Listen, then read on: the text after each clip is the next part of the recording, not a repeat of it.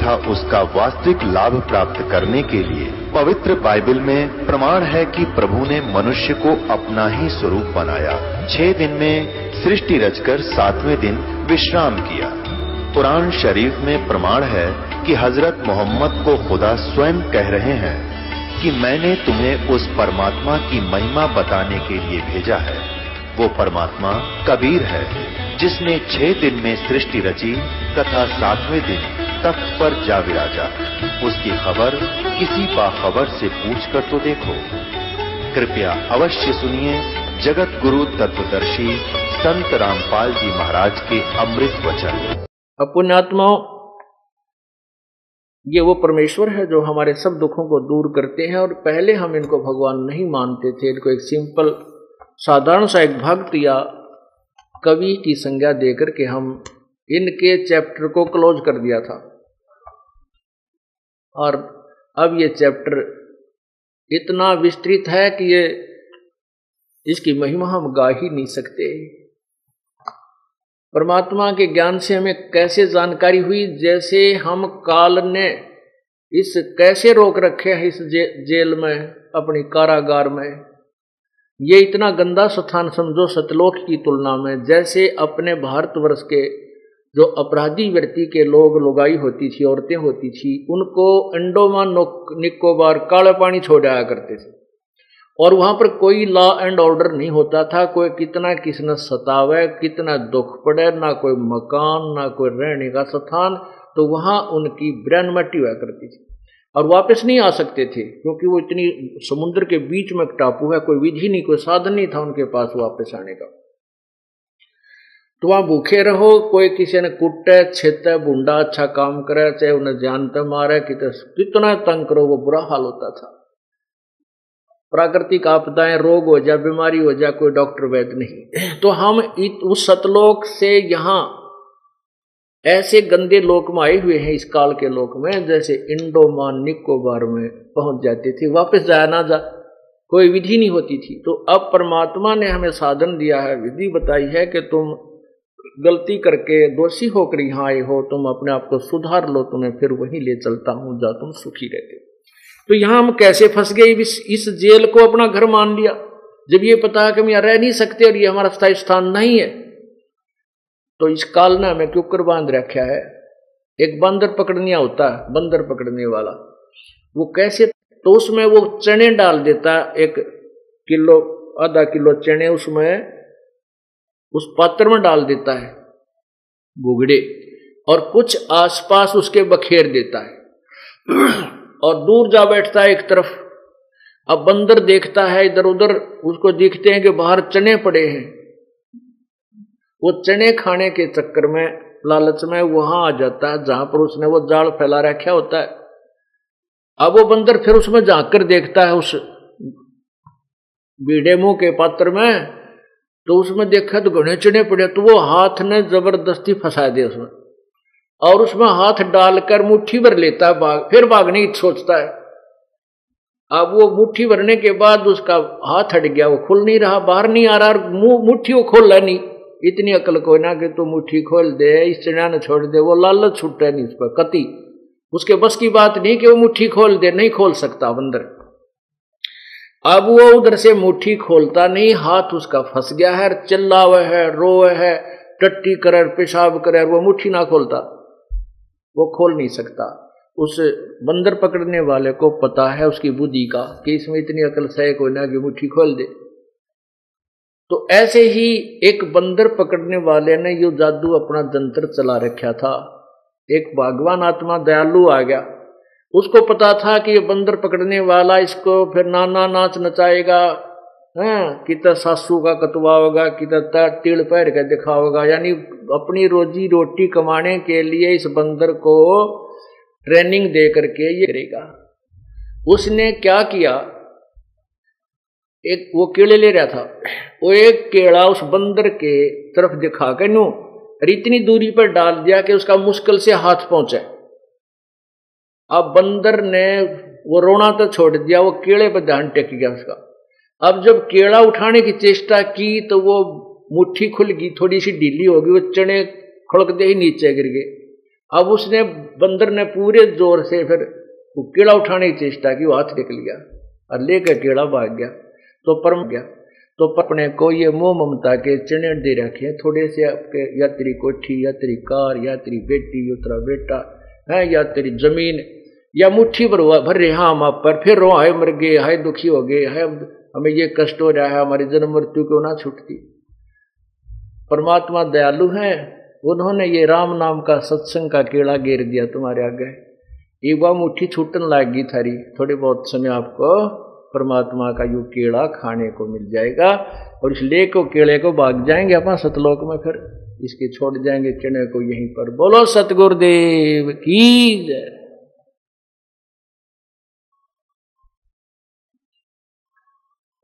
कर जोरूं विनती करूं, धरूं चरण पर शीस,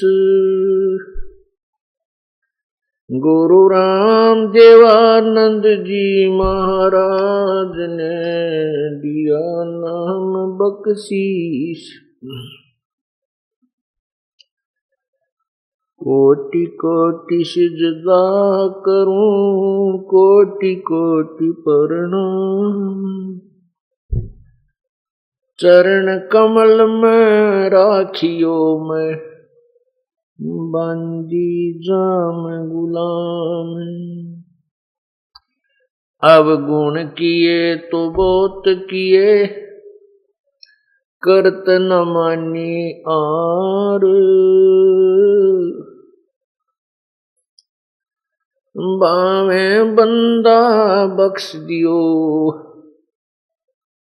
बावे गर्दन उतार। अब गुण मेरे बाप जी, बख्शो गरीब नवाज, जो मैं पूत कपूत हूँ बोर पिता को लाज। मैं अपराधी जन्म का नक्शक भरे विकार, तुम दाता दुखी बंजना मेरी करो संभार।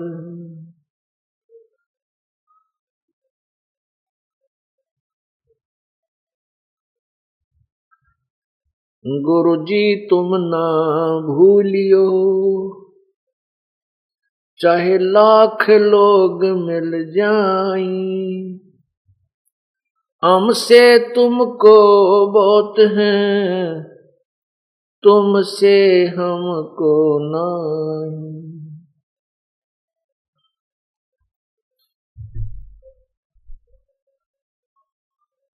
बंदे तो कर बंदगी, जे चावे दीदार, अवसर मानुष जन्म का मिले न बारंबार। मानुष जन्म दुर्लभ है, भाई मिले न बारंबार। तरवर से पत्ता टूट गिरे वो बोहर न लगता डार।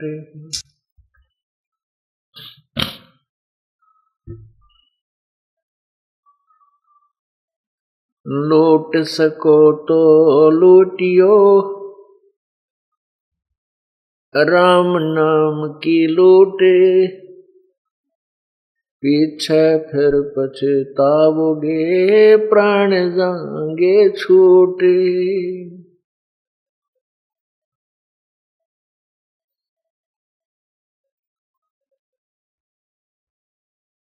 कभी रतन जड़ाऊ मंदिर है, लख योजन स्थान,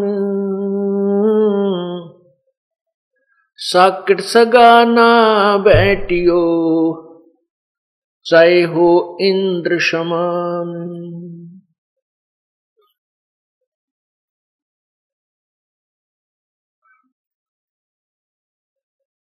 मर्द गर्द में मिल गए, वो रावण से रणधीर, कंस के सी चाणूर से, हरणाकुश बलबीर।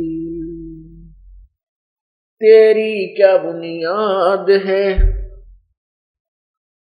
जीव जन्म धर लेत, गरीबदास हरि नाम बिना, खाली पड़ सीखे तो। परमपिता परमात्मा सारी सृष्टि के रचनहार कुल मालिक कबीर परमेश्वर की असीम कृपा से ये शुभ समागम पूर्णिमा पर्व चल रहा है।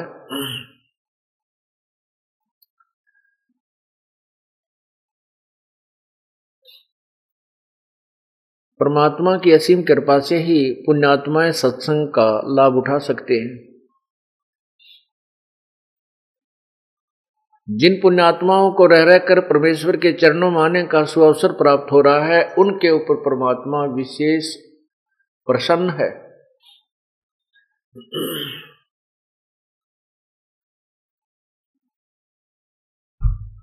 और उसकी कृपा से ही ये शुभ कार्य हुआ करते हैं।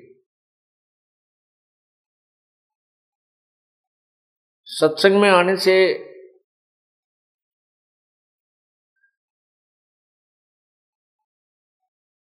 इस प्राणी को ये ज्ञान होता है कि हम कौन हैं, कहां से आए थे,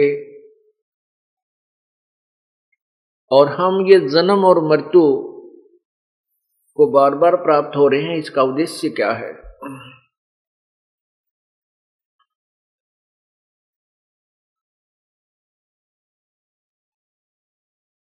जैसा कि आपने सुबह के सत्संग में सुना था कि हम यहां काल की जेल में बंद हैं, कारागार में बंद हैं, और यहां काल की इस कारागार से, जेल से केवल एक ही परमात्मा पूर्ण ब्रह्म हमें छुड़ा सकता है। उसके बारे में क्या कहा है, वो खुद ही कहते हैं, अमर करूं सतलोक पठाऊं, ताते बंदी छोड़ कहाऊं।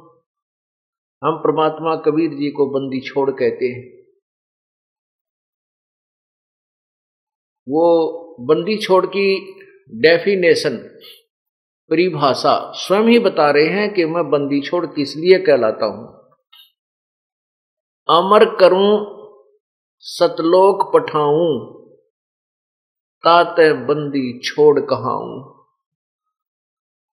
आपके कर्मों के बंधन को काट के इस बंद से, काल की बंद से, कारागार से तुम्हें छुड़वाता हूं और सतलोक में अमर करता हूं, इसलिए मैं बंदी छोड़ कहलाता हूं।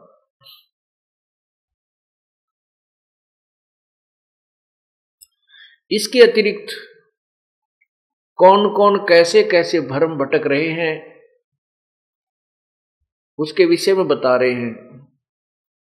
पार किने ना पाए संतो, पार किने ना पाए, पार किने न पाए संतो, पार किने न पाए।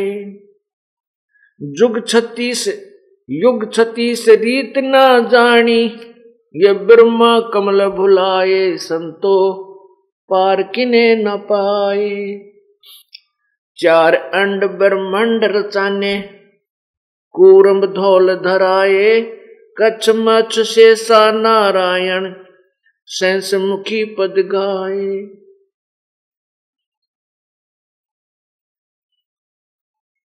4 वेद स्तुति करत हैं, ज्ञान अगम गौराए, अकथ कथा अक्षर नी अक्षर, वो वेदों लिखा ना जाए।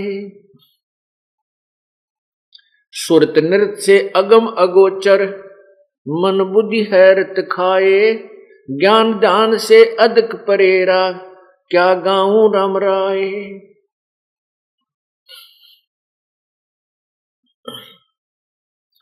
नारद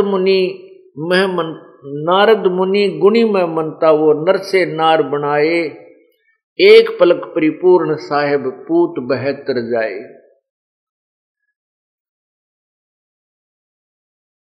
धरु प्रहलाद भक्ति के खंबा द्वादश कोट चिताए, जिनकी पैज करी परवाना खंबा में प्रगटाए। रावण शिव की भक्ति करी थी, 10 मस्तक धर ध्याये, राज पाकर गए रसातल, जिन कैलाश हलाए। सत्य साधना ना मिलने के कारण, तत्व ज्ञान के अभाव से ये प्राणी साधना करके भी फेल हो गए, काल के जाल में ही रहे। इसका प्रमाण दिया जा रहा है, बताया जा रहा है। शिव की भक्ति करी, रावण शिव की भक्ति करी है, 10 मस्तक धर ध्याये, राज पाकर गए रसातल, जिन कैलाश हलाए।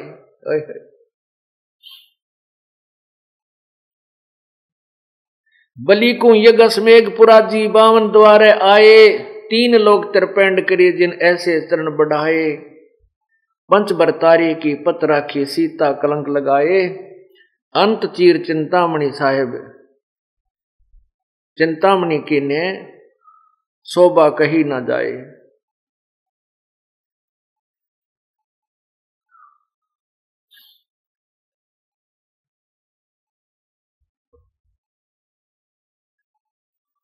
कृष्ण चंद्र गए द्वारका, कृष्ण कबीर कृष्ण रूप बनाए, दुर्योधन की मेवा त्यागी, फिर साग भी दुर्घर खाए।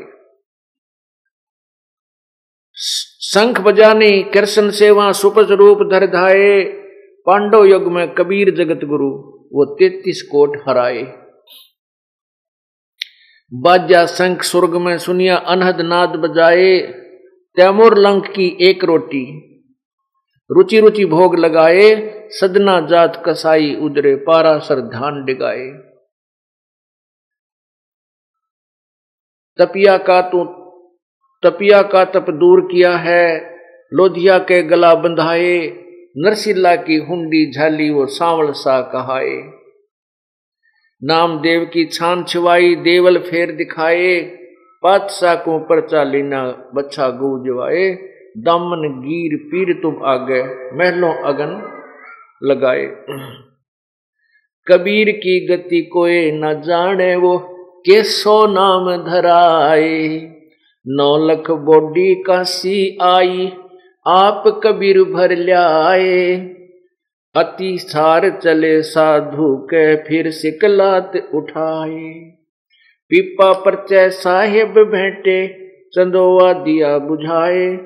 भवन गमन सुन में किन्या, घोड़े दाग दगाए। दास गरीब अगम अनरागी, पद मिल पद समाये।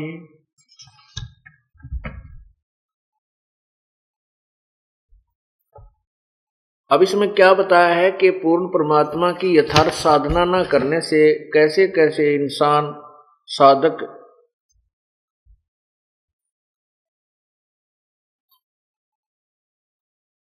अपनी क्रियाओं को करके और व्यर्थ रहे। इसलिए क्या बताते हैं,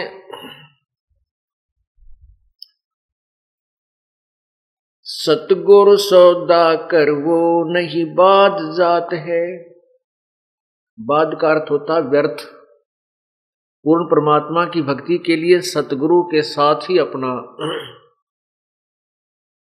जो है सौदा करो। परमात्मा की प्राप्ति के लिए पूर्ण संत की तलाश कीजिए।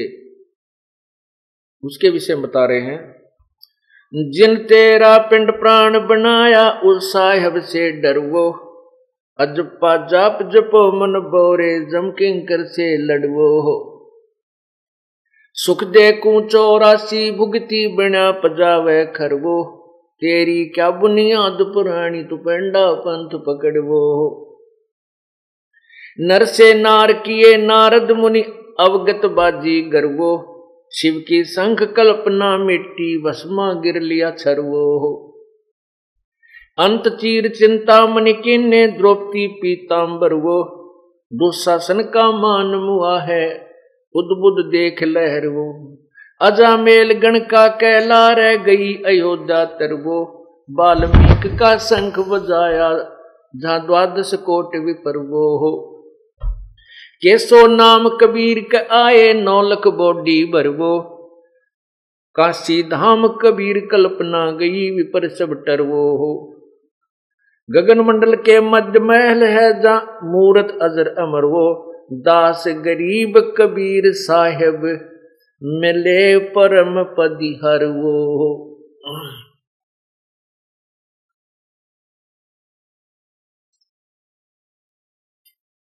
उस साहेब से डर वो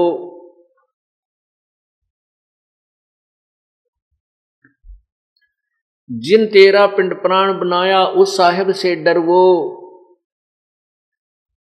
और अजप्पा जाप जपो मन बोरे, जम किंकड़ से लड़वो।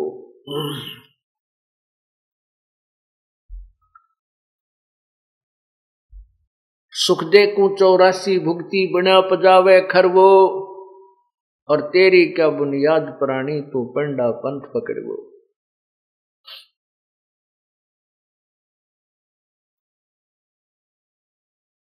परमपिता परमात्मा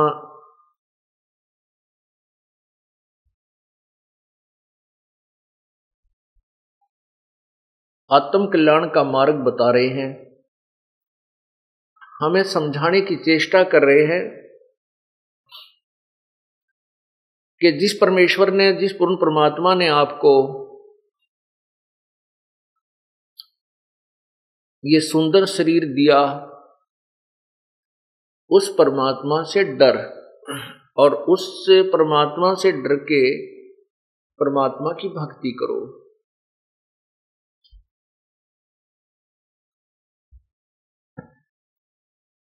और परमात्मा की भक्ति ना करने से कितने कष्ट आते हैं कि सुखदेव ने 84 भुगती, 84 लाख योनियों का कष्ट सुखदेव जैसे ऋषि ने भी उठाया। सुखदेव ने 84 भुगती बना पजावे खरवो। खर माने गधा।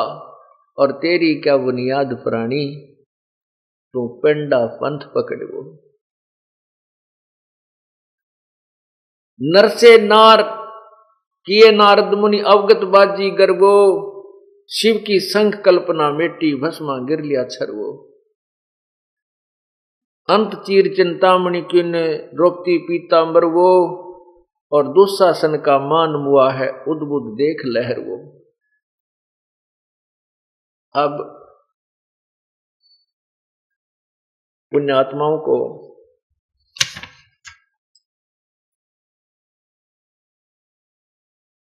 सत्संग में आने से ज्ञान होता है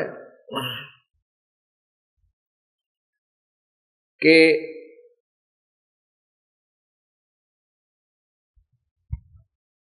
कौन से कर्म हमने करने चाहिए और कौन से ना करने चाहिए।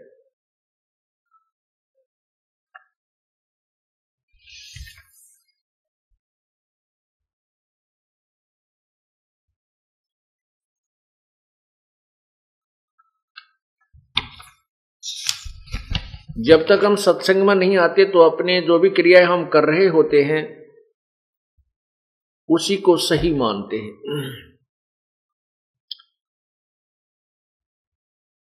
अब ये तत्व ज्ञान का विद्यालय है और आपको इस विद्यालय में प्रवेश प्राप्त हो चुका है। इसको अब अच्छी तरह समझना है, ग्रहण करना है। ये तत्व ज्ञान जिसमें आप ग्रहण कर लोगे, आपके हृदय में समा जाएगा, फिर आप भक्त बनोगे, फिर आप सच्चे श्रद्धालु बन जाओगे, फिर आप किसी के डिगाए नहीं डिग सकते। इस दास की ये मेहनत रंग लाई है कि आपको रह रह कर ये ज्ञान ऐसे समझा दिया कि छोटे छोटे बच्चों के उंगलियों पर गीता और वेदों के श्लोक, उनके नंबर याद हैं। और जिसका परिणाम ये हुआ कि इतनी भयंकर आपत्ति इस काल भगवान ने हमारे ऊपर डाली थी, लेकिन वो परमात्मा की सच्ची आत्मा, प्यारी आत्मा टस से मस नहीं हुई, क्योंकि ये तत्व ज्ञान से परिचित थे और यहाँ की सच्चाई से भी परिचित थे।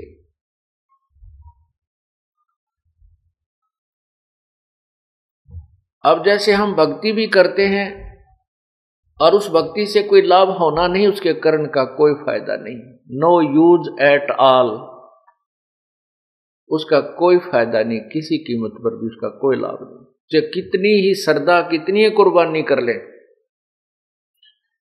क्या बताते हैं, रावण शिव की भक्ति करी थी और 10 मस्तक धर ध्याये, राज पाकर गए रसातल, जिन कैलाश हलाए।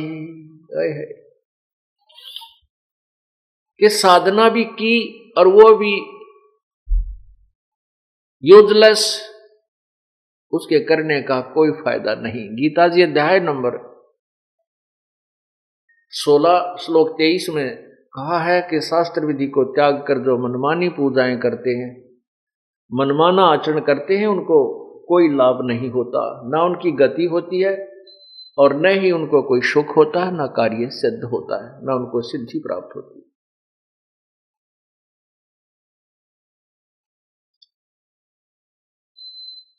फिर गीता अध्याय नंबर 7 के और श्लोक 12 से 15 में तीनों गुणों, रजगुण ब्रह्मा, सतगुण विष्णु, तमगुण शिव जी की भक्ति को व्यर्थ बताया। इसी का परिणाम स्वरूप रावण ने अपने नीम हकीम गुरु से ज्ञान हुआ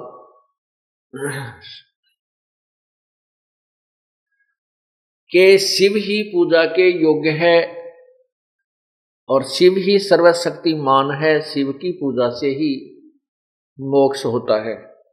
उस श्रद्धालु ने, रावण ने परमात्मा प्राप्ति के लिए जैसा भी उसको ज्ञान हुआ था, उस उद्देश्य से भगवान शिव जी तमोगुण की उपासना की, ऐसी उपासना की कि 10 बार अपनी गर्दन काट के यहां से ऐसे अपनी तलवार से ही ऐसे काट के इतने हिस्से को और शिव जी के चरणों में चढ़ा दिया, और भगवान शिव ने वो 10 वापस भी दे दिए उसके, और फिर भी मोक्ष नहीं हुआ।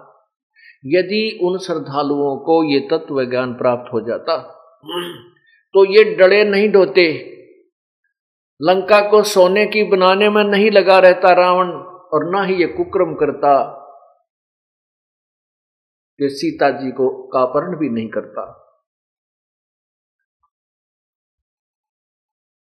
इसी के उपलक्ष्य में क्या बताते हैं, संतो चक्र दहे दुर्वासा, जैसे बिजली कांसा। एक समय राजा अम्बरीश जी, सतयुग में राजा अम्बरीश साधना किया करते थे,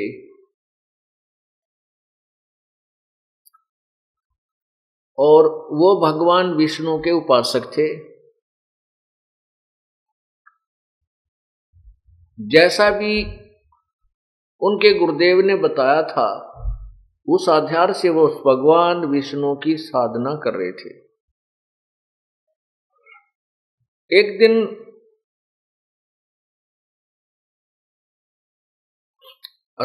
ये राजा अम्बरीश गृहस्थी थे, बाल बच्चेदार थे, और दुर्वासा ऋषि जो थे वो बाल ब्रह्मचारी थे, और घर त्याग करके जंगल में इधर उधर भ्रमण किया करते थे। बहुत ज्यादा घोर तपस्या करके उसने सिद्धियां प्राप्त कर रखी थी। तो दुर्वासा जी ने अपनी साधना को सर्वोत्तम मान रखा था, जिस कारण से वो अन्य को वही साधना करने के लिए प्रेरित करता था। नहीं मानते थे तो उनको सजा देता था। एक दिन एक दिन राजा अम्बरीश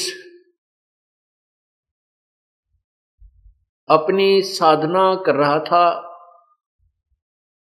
और उस दिन एकादशी का व्रत था। राजा अम्बरीश व्रत नहीं रखता था, अपने अंजल के ऊपर संयम रखता था। वो क्या करता था, जैसे प्रथमा को अगर उसने 10 रोटी खानी है, जो प्रथम तिथि होती है जब महीना स्टार्ट होता है, उस दिन यदि वो एक दिन में 11 रोटी खाता है या 10 खाता है, तो द्वितीय को वो 9 खाता था, तृतीया को वो 8 खाता था। ऐसे एक रोटी कम करता करता और एकादशी के दिन वो कुछ नहीं खाता था।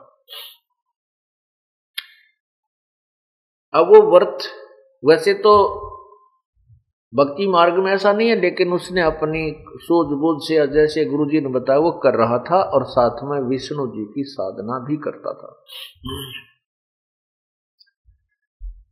एक दिन दुर्वासा जी राजा अम्बरीश के दरबार में पहुंच गए और उस दिन एकादशी वाला दिन था और राजा ने उस दिन आहार नहीं करना था।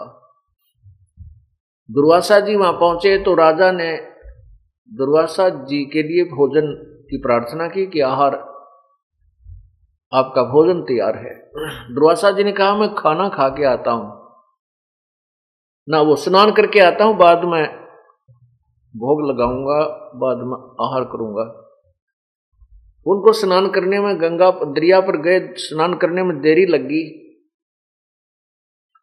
और उधर से जो उनके गुरुजी थे अम्बरीश जी के, उन्होंने कहा कि एकादशी का जो समय है, तिथि है, वो उसका समय समाप्त होने वाला है, दोपहर का बाद हो गया है, आप अपना कुछ जलपान कर लीजिए। या जलपान का उस दिन था कि वो केवल आचमन करता था, जल का, जल ग्रहण करता था, उसी को आहार मानता था, कुछ ऐसा पौराणिक कथा है। तो उसने अपना वो आहार कर लिया उस गुरुदेव के कहने से। उधर से दुर्वासा जी आए तो उसने पूछा कि आहार करने लगे दुर्वासा जी, तो राजा ऋषि से कहा कि आप भी, अम्बरीश से कहा कि आप भी ग्रहण कीजिए। तो अम्बरीश ने कहा कि मैंने तो अपना जो आहार था वो करना था, कर चुका हूं। इस बात पर दुर्वासा नाराज हो गया कि तूने मेरा अपमान कर दिया और मेरे से पहले खाना कैसे खा लिया तूने, एक संत के से पहले खाना कैसे खा लिया। नाराज हो गया। राजा अम्बरीश ने क्षमा याचना की और फिर दुर्वासा जी शांत हुए और कहने लगे कि तू जो साधना कर रहा है ये गलत है, तो निर्गुण निराकार परमात्मा की निर्गुण साधना करिए, सरगुण साधना ठीक नहीं तेरी। उपवास उपवास रखता है, ये करता है, जबकि वो उपवास आदि नहीं रखता था, केवल अपना संयम कर ध्यान लगाता था, भक्ति करता था।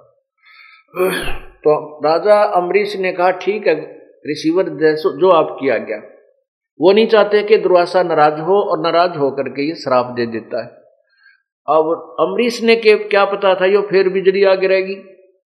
अगली एकादशी को फिर आ गया दुर्वासा, नेक्स्ट एकादशी को फिर आ गया और वही सतिथि फिर होगी। दुर्वासा जी नाराज होकर के कहने लगा कि तूने मेरी आज्ञा का पालन नहीं किया, तो फिर ये सरगुण साधनाएं कर रहा है, निर्गुण क्यों नहीं कर रहा। इसलिए क्रोधित होकर के अपनी सिद्धि से सुदर्शन चक्र का आह्वान किया। सुदर्शन चक्र आया और दुर्वासा के हाथ में पहुंच गया और दुर्वासा ने आदेश दे दिया कि सुदर्शन चक्र को कि अम्बरीश राजा की गर्दन काट दे। अब सुदर्शन जो चक्र था वो बहुत जबरदस्त अग्नि सी उसमें से निकल रही थी और राजा अम्बरीश के चरणों को छूकर उल्टा दुर्वासा को मारने के लिए वो चक्कर भयंकर रूप धारण करके चल पड़ा। और देख दुर्वासा ने भी लिया कि या तो तेरी शात आ गई। अब दुर्वासा भाग लिया, आकाश में उड़ गया सिद्धि से पहले गया भगवान शिव के पास। शिव जी ने कहा भाई मेरे बस की बात नहीं, आप यहां से जाइए, आपने तो बहुत कोई जबरदस्त भूल की है। फिर गया ब्रह्मा जी के पास, ब्रह्मा जी ने भी मना कर दिया। फिर गया इंद्र जी के पास, इंद्र जी ने भी मना कर दिया। फिर वो विष्णु लोक की सुरती लगाकर चला। वो पूर्ण परमात्मा, पूर्ण ब्रह्म दुर्वासा को, उस परमात्मा की लीला को आप बहुत देर में समझ पाओगे, क्योंकि अभी तक हम जो भी सुन रहे हैं, देख रहे थे कि ये कृष्ण जी ने किया, ये विष्णु जी ने किया, ये उसने किया, नहीं, ये करने वाला तो एक ही परमात्मा है। और वो सभी साधकों की वो रक्षा करता है, उनकी पत रखता है। उस पूर्ण परमात्मा ने विष्णु रूप धारण किया और विष्णु लोक अलग से बनाया। ये तत्व ज्ञान मैं आपको सुना रहा हूं, क्योंकि हमने जो कथाएं सुन रखी थी वो लोक वेद था। तो वहां पर दुर्वासा जब जा रहा था, उसने विष्णु लोक में जाना ही था, विष्णु जी से याचना करने जाना था। तो विष्णु जी के दरबार में वो पहुंच गए, अर्थात वहां बैठे पूर्ण परमात्मा थे, विष्णु रूप दिखाई दे रहा था। परमेश्वर कहते हैं सो छल छिद्र मैं करूं अपने जन के काज, और हिरण्यकशिपु जो मार दूं मैं भी नरसिंह धर लूं साज। तो वहां पर 33 करोड़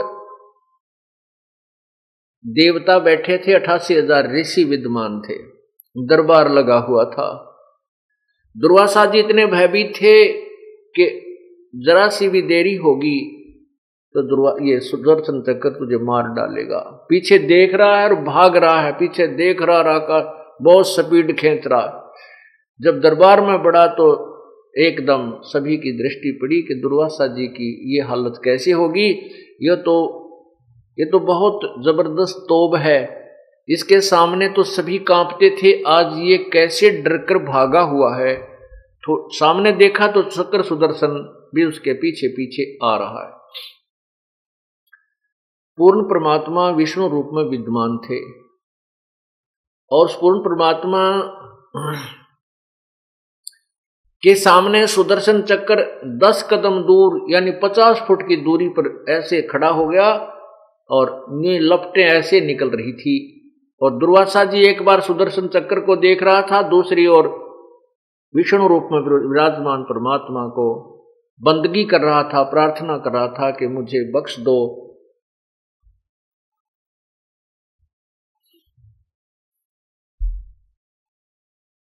वो अम्बरीश, वो दुर्वासा ऋषि जिसने एक श्राप से 56 करोड़ यादों का नाश कर दिया था,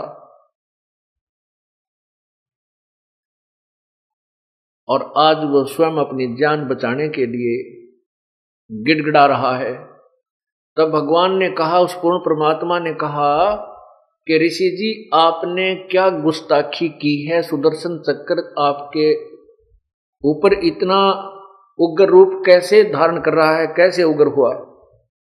तब दुर्वासा जी ने सारी कहानी बताई कि मैं राजा अम्बरीश के दरबार में गया था और मैंने उनको कहा था कि आप ये साधना ना कीजिए, ये साधना ठीक नहीं है, आप निराकार परमात्मा की निर्गुण साधना कीजिए।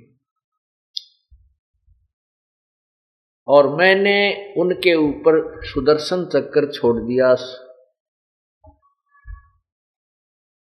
क्रोध में आकर। तो भगवान ने कहा कि ऋषि जी तुम साधना नहीं कर रहे, आपने जो सिद्धियां प्राप्त की हैं इनके कारण तू मान बढ़ाई का भूखा है, और भक्ति मार्ग में जोर जबरदस्ती नहीं चलती। आपने उस महान आत्मा को, उस पुण्य आत्मा को नहीं डराना धमकाना चाहिए था। ये ज्ञान का मार्ग है, आप अपना ज्ञान दीजिए, उसको अच्छा लगे तो स्वीकार करेगा, नहीं अच्छा लगता तो नहीं करता। आपने जो बदतमीजी की है उसका परिणाम तुझे भोगना पड़ा है। अम्बरीश बहुत ही अच्छे भक्त हैं, उनके हृदय में दया है, विनम्रता है, आधीनी है, और तेरे अंदर ना दया है ना आधीनी है, और न ही तेरी भक्ति अम्बरीश जैसी है।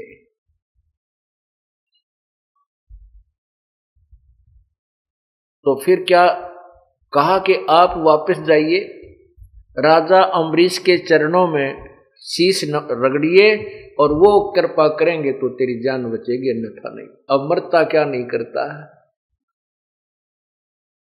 वो दुर्वासा जी भगवान का आदेश पा करके वापिस आया, अम्बरीश के चरणों में शीश रख दिया और कहा मेरी जान बख्श दो, मुझसे गलती होगी, मुझे क्षमा कर दो। फिर भी वो महान आत्मा राजा अम्बरीश कहने लगा, हे रिसीवर, मैंने कुछ नहीं किया, मैं तो आपका दास हूं, आपका किया हुआ ही आपको मिला है। और कहने लगे कि ये भक्ति का मार्ग है, इसमें अंडीपना नहीं चला है, इसमें आधीनी चलेगी। आप अभिमान में बहुत चूर हो गए थे, परमात्मा ने तेरे इस अभिमान का नाश करने के लिए ये सब लीला की है।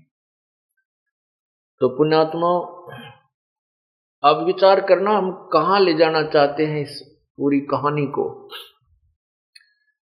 अब आगे बताएंगे, पहले ये वाणी सुनाते हैं। संतो चक्र दहे दुर्वासा, जैसे बीजल कासा, अम्बरीक के द्वारे आए किया ज्ञान प्रकाशा, चक्र सुदर्शन चोट चलाई भई ऋषियन को त्रासा, तीन लोक में विचरत डोले मिटा न मन का सांसा, ऐसे ऋषि दिल बेदुन लागी जो जल दहा जीवासा, काल स्वरूप कलंदर देवा 56 कोट किए नासा, जादो वंश अनसनी राख्या जो जल बीच पतासा, अम्बरीक राजा राजधानी घोरे व्रत उपासा, जा पर चक्र चोट नहीं चाली पद में लिया निवासा, पूर्ण ब्रह्म कचैड़ी पहुंचे सुना दिग्विज रासा, मति के हीन दीन हो चालो तुम ऋषियन मान पियासा, 33 कोट जहां बैठे वहां 88 हास्या, अम्बरीश के द्वारे जाओ कर बंधन कर दासा, अंत कोट जुग जहान दर्श कर 6 ऋतु 12 मासा, दास गरीब विष्णु न्यो भाख्या, दास गरीब परमेश्वरियों भाख्या, निध सुमरण कर श्वासा। अब क्या बताया है कि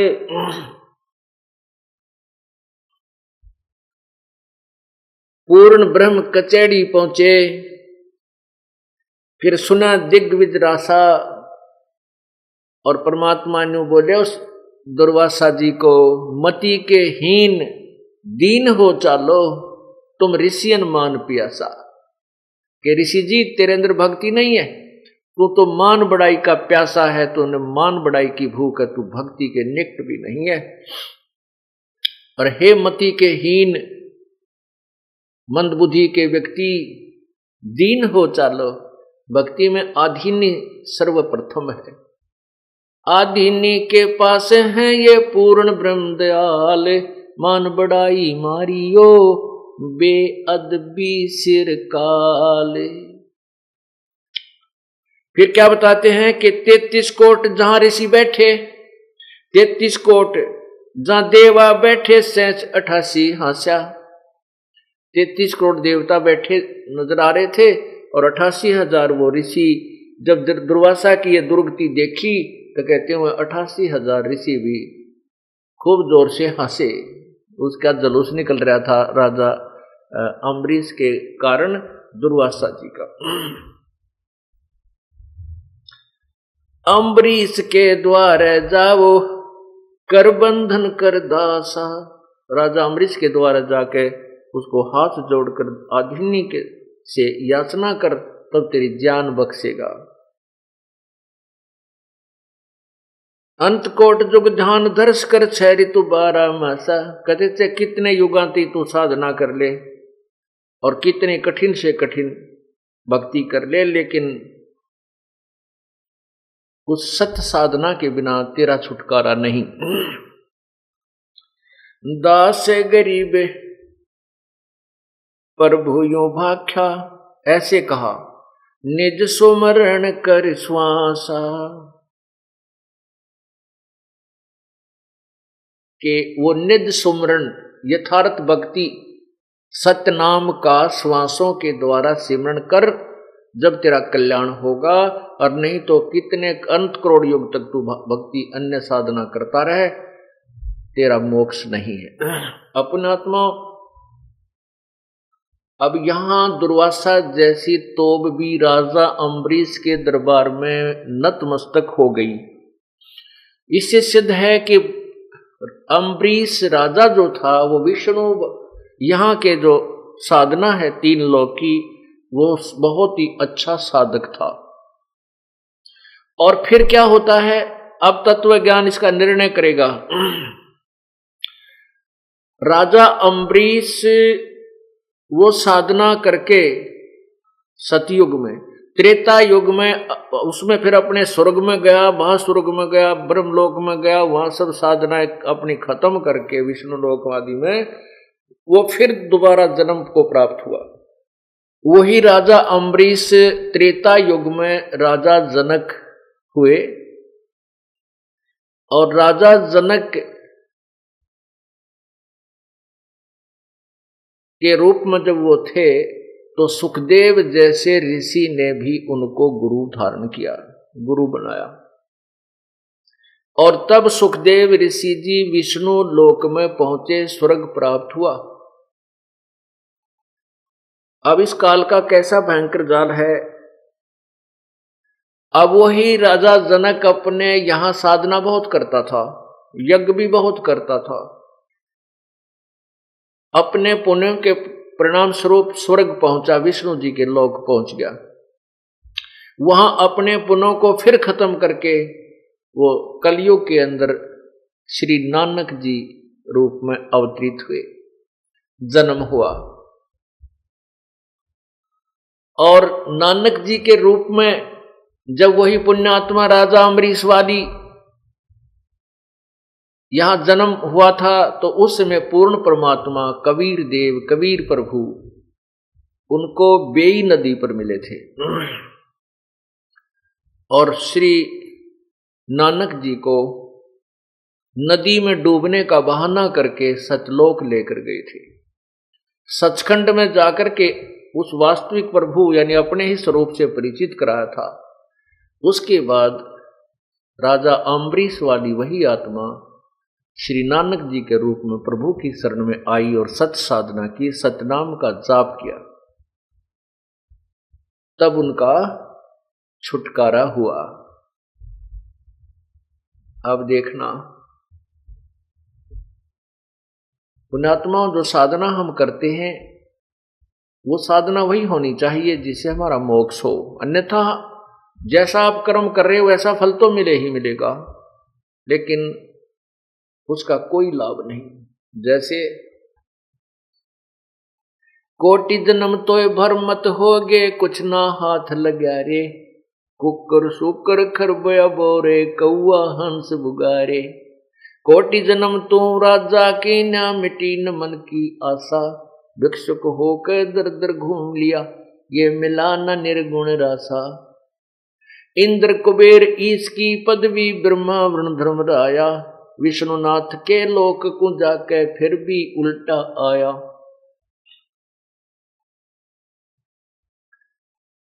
असंग जन्म तो मर्त्या होगे, इंद्र कुबेर ईश की पदवी, ब्रह्मा वरुण धर्म राया, विश्वनाथ के पुर को जाके फिर अपूठा आया। असंग जन्म तो मर्त्या होगे, जीवित क्यों न मरे रे, द्वादश कोट मधुमल महद मत बोरे, बहोर न दे धर रे। दो जग भी सभी ते देखे, राजपाट के रसिया, तीन लोक से तरपत नाही, ये मन भोगी खसिया। सतगुर मिले तो इच्छा मेटे, पद मिल पदे समाना, चल हंसा उस लोक पठाऊं, जो आद अमर अस्थाना। चार मुक्ति जहां चंपी करती, चार मुक्ति जहां चंपी करती माया होरी दासी, दास गरीब अभय पद पर से वो मिले राम अविनाशी। अब देखो राजा अमरीश जैसी पुण्यात्मा कितनी अच्छी साधना करते थे और बहुत ही नेक आत्मा थे, राजा होते हुए भी, और परमात्मा की भक्ति में बहुत ज्यादा ध्यान था, बहुत पुण्य किए, यज्ञ की, उसका परिणाम मिला, अच्छा जन्म भी मिला, ऊपर अच्छे लोकों में भी रहे। फिर राजा जनक बने। राजा जनक अर्थात राजा भी हुए, भक्ति भी करते रहे, फिर स्वर्ग गए। स्वर्ग में अपने पुण्यों को क्षीण करके वो फिर क्या बने? एक सिंपल मैन, एक साधारण व्यक्ति का जन्म हुआ, श्री नानक जी। लेकिन उस समय वो जो यज्ञों का जो पुण्य था, जो साधना उन्होंने की हुई थी, वो अक्षीण हो चुका था। पहले हजारों की संख्या में, लाखों की संख्या में नौकर होते थे, सैनिक होते थे। राजा अम्बरीश वाली आत्मा अर्थात राजा जनक वाली आत्मा के साथ, गुरु नानक जी वाली आत्मा के साथ। अब पुण्यों के अक्षीण हो जाने के बाद श्री नानक जी स्वयं नौकर लगते हैं एक नवाब के मोदी खाने के अंदर। लेकिन उस पुण्यात्मा का जो कभी ना किसी समय में, किसी युग में उस पूर्ण परमात्मा से संपर्क अवश्य रहा, और उस समय चाहे वो 1 वर्ष, 2 वर्ष, 3 वर्ष, 4 वर्ष प्रभु के चरणों में रह करके सत साधना अवश्य की हुई होती है। वही पुण्यात्मा आगे चल के प्रभु के चरणों में आता है। पूर्ण परमात्मा अपनी प्यारी आत्मा के पीछे पीछे रहता है, क्योंकि हमारे को, इस पुण्यात्माओं को इन नकली गुरुओं ने इतना भ्रमित कर दिया है कि वो परमात्मा की वाणी पर विश्वास नहीं करते। और परमात्मा क्या कहता है? जो जन मेरी शरण है ताका हूं मैं दास, गैल गैल लाग्या फेरूं जब तक धरनी आकाश। परमात्मा क्या कहते हैं कि जो जन मेरी शरण है ताका हूं मैं दास, और गैल गेल लाग्या फिरूं, साथ साथ में रहता हूं उस पुण्यात्मा के जब तक धरती आकाश। जो बच्चा गौ की नजर में यूं साई को संत, भक्तों के पीछे फिरे वो भक्त वत्सल भगवंत। वो पुण्यात्मा, वो परमात्मा उन पुण्यात्माओं के साथ साथ रहता है जो कभी उनके चरणों में रहे होते हैं। राजा अम्बरीश के परमात्मा चारों युगों में आते हैं। सतयुग में सत्सुकृत नाम होता है प्रभु का, त्रेता में मुनिंदर होता है, द्वापर में करुणा में नाम होता, कलयुग में कबीर देव, कबीर प्रभु ही उसका वास्तविक नाम जो है उसी से अवतरित होते हैं, प्रगट होते हैं। तो उन समयों में कभी ना कभी, किसी न किसी युग में राजा अम्बरीश वाली आत्मा अर्थात श्री नानक जी वाली आत्मा प्रभु के संग रही होगी। इसी कारण से उनको इस कलयुग में आकर के परमात्मा ने पुण्य संभाला और उनको मोक्ष का अधिकारी बनाया। अब देख लो पुण्यात्माओं, जो आप अन्य साधना करते हो किसी भगवान की, विष्णु की, शिव जी की, या निराकार भगवान मान का ब्रह्म की, ये मोक्षदायक नहीं है, जन्म मृत्यु का झंझट बनाया रहेगा आपको।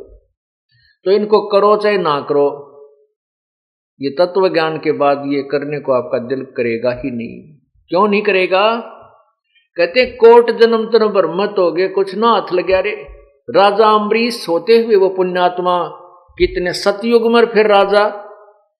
सतयुग में तो वैसे ही आम व्यक्ति इतना सुखी होता है, कहना है कि राजा तो बहुत सुखी हो जाता है, और वो सुख भी ना रहा, पुण्य भी किए, फिर स्वर्ग गया, स्वर्ग में अपने पुण्यों को शेष वहां समाप्त किया, फिर राजा फेर बन गया, राजा जनक हुआ। सीता जी का पिताजी। और उसमें भी राजा के ठाठ कितने थे, बहुत सी ऐश्वर्य के साधन भी थे, लेकिन वो भी खत्म हो गए। फिर स्वर्ग गया, स्वर्ग से फिर अपने पुण्य खत्म करके फिर एक साधारण व्यक्ति के घर पे जन्म हुआ। वो पुण्य अक्षीण हो गए, ऊपर के लोकों में समाप्त हो गए। और फिर क्या हो गया, अगर उस समय परमात्मा ना मिलते तो नानक जी भी एक अपने उस जीवन को व्यर्थ करके फिर ना जाने कौन सी योनि में चले जाते। लेकिन नहीं, ये जो सतनाम आपको मिला है, सतनाम, और इस सतनाम को मिलने के उपरांत आपको सारनाम नहीं मिला और आपकी मृत्यु होगी। आपको न जाने कितने जन्म मनुष्य के मिल जाएंगे, मोक्ष नहीं है, मनुष्य के जन्म मिलेंगे, अच्छे से अच्छे जन्म मिलेंगे। और फिर आपके ये दोनों मंत्रों की कमाई जब समाप्त हो जाएगी, आप फिर सिंपल मैन बनोगे, साधारण व्यक्ति के घर में जन्म होगा। और उस समय ये दयालु परमात्मा फिर आपको अवश्य संभालेगा, आपको 84 लाख योनियों में नहीं जाने देगा, शीघ्र सी नहीं जाने देगा। यानी फिर हम बिल्कुल नहीं सुनेंगे, वो बात है अलग। तो पुण्यात्मा, ये भी कच्चा काम रह जाएगा यदि सतनाम ही प्राप्त हो गया और आपकी मृत्यु होगी। सारनाम योग्य नहीं बने, नखरे करते रहे। अब क्या देखता है ये दास, नाम ले गया था जी पिछला महीने और नाम खंडित हो गया, पहला नाम लिया था दोबारा लूंगा। अच्छा भाई, क्योंकि पहले मंत्र वाला तो गलती कर सकता है, क्योंकि वो तो एकदम नया बच्चा होता है, पहली कक्षा का बालक होता है, हो जाता है खंड। लेकिन नहीं होना चाहिए, कोशिश करे कि जो काम करने लग गया उसको पूरा ही किया जाना चाहिए। तो फिर दोबारा उपदेश ले लेता है, फिर 4 महीने के बाद उसको सतनाम भी प्राप्त हो जाता है। सतनाम लेने के बाद फिर 6 महीने के बाद फिर कह जी नाम खंडित हो गया मेरा, तो ऐसा हो गया वैसा हो गया। अच्छा भाई, 1-2 साल के बाद फिर कहेगा जी मुझे शंका है, मेरा शायद नाम खंडित हो गया, और करे बिना रहता नहीं, आप गलती अवश्य कर देता है। तो पुण्यात्मा, कोई बात नहीं, अब परमात्मा ने आपको पार करना है।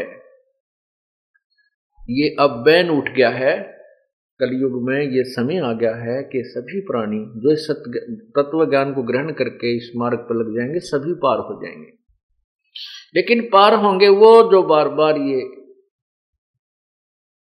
अपने नाम को खंडित ना होने देंगे। अब क्या देख रहा है ये दास, जिन 10-10 साल नाम लिया न हो गया, तीनों मंत्र प्राप्त हो गए, वह भी नो कह दे मेरा तो नाम खंडित हो गया जी, ऐसे गलती बन गई। तो भाई ये पार होने के लक्षण नहीं है आपके, बहुत सावधान होना पड़ेगा। क्यों? हाँ, इतना है कि परमात्मा दयालु है, इन्होंने बहुत ज्यादा कंसेशन दे दी है कि कोई बात नहीं, इस बूढ़े कलयुग में, इस घोर कलयुग में ये गलती हो ही जाती है। लेकिन आपका जान का समय आ गया और उससे 1 महीने पहले फिर कह दोगे मेरा तो नाम टूट गया, ये कोई बात हुई नहीं। सावधानी बरतो। अगर आदमी 2 वर्ष 3 वर्ष 4 वर्ष के बाद भी दृढ़ नहीं होता है, फिर मोक्ष नहीं हो पाएगा आपका, बहुत सावधानी करनी पड़ेगी। अपरमात्मा कहते समझा है तो सिर दर पाओ, बहुर नहीं रे ऐसा दाओ। तो पुण्यात्मा, जो ये दास आपको कह रहा है, फिर आपके साथ क्या होगा? जिनको सारनाम भी प्राप्त हो गया है, उन गिल्ला के बनेगी, उनको और कुछ कंसेशन भगवान देगा, लेकिन मोक्ष नहीं होगा। ये मत समझना कि सार नाम मिल गया आप पार हो गए, नहीं, इसकी भी कमाई करनी पड़ेगी, आपने अंतिम श्वास तक करनी पड़ेगी। उसके साथ क्या बनेगा कि आप मोक्ष की मृत्यु होगी, सारनाम की कमाई पूरी बनी नहीं, तो फिर आपको तुरंत ही मनुष्य जन्म मिलेगा। जैसे कुछ भक्त चले गए जिनको सतनाम मिला हुआ था और सारनाम नहीं मिला, उनको भी तुरंत मनुष्य जन्म मिलेगा और इसी क्षेत्र में मिलेगा। हो सकता है जो उनके परिवार ने अगर नाम ले लिया और वो बुढ़ा मर गया, तो उसको हो सकता है उन्हीं के घर में फिर दोबारा जन्म मिल जाएगा तुरंत ही, और वो 2-3 वर्ष का होते ही फिर नाम ले लेगा। अभी तक ये दास यहाँ पर परमात्मा ने छोड़ रखा है, तो उसका मोक्ष अवश्य होगा, क्योंकि फिर उसका नाम खंडित नहीं होगा। क्यों नहीं होगा? क्योंकि वो छोटा सा बच्चा होगा और उसके घर में पहले से परमात्मा की अमर वाणी चल रही होगी और उसका नाम खंडित होए कोई ना। खंडित क्यों नहीं होगा? क्योंकि पहले से ही उस परिवार में वो साधना सुचारू रूप से चल रही होगी और ऐसा समाज बन चुका होगा कि कोई उसमें बाधक बनेगा ही नहीं। पार तो होंगे लेकिन जन्म बढ़ा लिए, और हो सकता है काल का कुछ अटपटा खेल है। और पुण्यात्माओं, आप ये मत सोचना कि अगले जन्म में देख लेंगे, या भी पेंडिंग नहीं छोड़ना आपके। अगले जन्म में अनुमान आपकी का जन्म दे दे अफ्रीका में, क्योंकि हमारे संस्कार आपस में रले मिले हैं। हिंदू, मुसलमान, सिख और ईसाई कोई भिन्न नहीं है, हम एक पिता की संतान हैं। और ये मजहब धर्म तो अभी बने हैं इस कलयुग में, इससे पहले कोई धर्म मजहब की कोई अलग से व्यवस्था नहीं थी। और तो उस समय हम आपस में एक दूसरे से रले मिले रहे हैं, हमारे संस्कार एक दूसरे में उलझे हुए हैं। आज हम हिंदू घर में जन्म है तो मृत्यु के उपरांत हम हो सकता है किसी मुसलमान के घर जन्म लेंगे, क्योंकि वो पुण्यात्मा से हमारा कोई संयोग हो सकता है, तो वहां चले जाएंगे। तो वहां फिर कौन समझाओगा आपको इस तत्व ज्ञान को? ऐसे कट्टरपंथी बन गए हैं। तो इस प्रकार आपका बहुत सौभाग्य है कि आपको पहले जन्म हिंदुस्तान में और फिर हिंदू धर्म में। हिंदू धर्म में अभी इतना कट्टरपंथ नहीं आया है जितना कि अन्य धर्मों में प्रवेश कर चुका है। वो तो एक शब्द भी सुनने को तैयार नहीं है। और हिंदू धर्म ने का सभी संतों ने अंडोला बना रखा है। कोई फलाना पंथी, वरना कितने तक गुरुओं के पंथी इस हिंदू समाज के अंदर न्यारे न्यारे बना डाले। पहले तो हिंदुस्तान, दूसरे हिंदू धर्म के अंदर आपका जन्म, और एक विशेष सुविधा सिख धर्म में भी है कि उसमें भी किसी को कोई बाउंडेशन नहीं है, वो जहां चाहे अपनी भक्ति ग्रहण कर सकता है। दूसरा सौभाग्य यह है कि जिनको सिख धर्म में जन्म है। और मुसलमान धर्म एक ऐसे कट्टरपंथ बन गया है कि वो तो किसी की बात सुनकर राजी को नहीं। हम इसमें आगे ना चल करके वापस आते हैं कि मान लीजिए आपका ये जन्म मनुष्य का भी हो गया और हो गया मुसलमानों में, तो फिर वो आप इस मार्ग को ग्रहण करने से वंचित रह जाओगे, क्योंकि वहां की मर्यादाएं बहुत कठिन बना दी गई। अब क्या होगा कि मान लीजिए जैसे जिसको सारनाम मिल गया है और उसका मोक्ष मृत्यु हो जाती है, पार नहीं हो पाया, तो दूसरा जन्म होगा, मनुष्य का ही होगा। लेकिन ये आवश्यक नहीं है। वैसे तो कृपा है परमात्मा की, आपके संस्कार वो चेंज वेंज करके यही भी कर सकता है। हो सकता है, मतलब एक ऑप्शन मान कर चलो, एक ज्यादा इस चीज को विचार करके चलो कि हो सकता है आपका कितना दूसरे अरब कंट्रीज में हो गया। पहले तो वहां इस ज्ञान की छीट भी ना लागण दे, युकाल वहां तक पहुंचन भी ना दे इस ज्ञान को। और फिर वहां आप मनमाने कोई देश के राष्ट्रपति बन जाओ, फिर आपने भक्ति की आवश्यकता है कोई ना, वहीं अपने उन जो भी वहां की साधना उसी में लीन रहोगे और ये सोचोगे कि इसी साधना से मुझे ये मौज हो रही है। नहीं, वो साधना न्यारी है जिससे आपकी मौज हो रही है।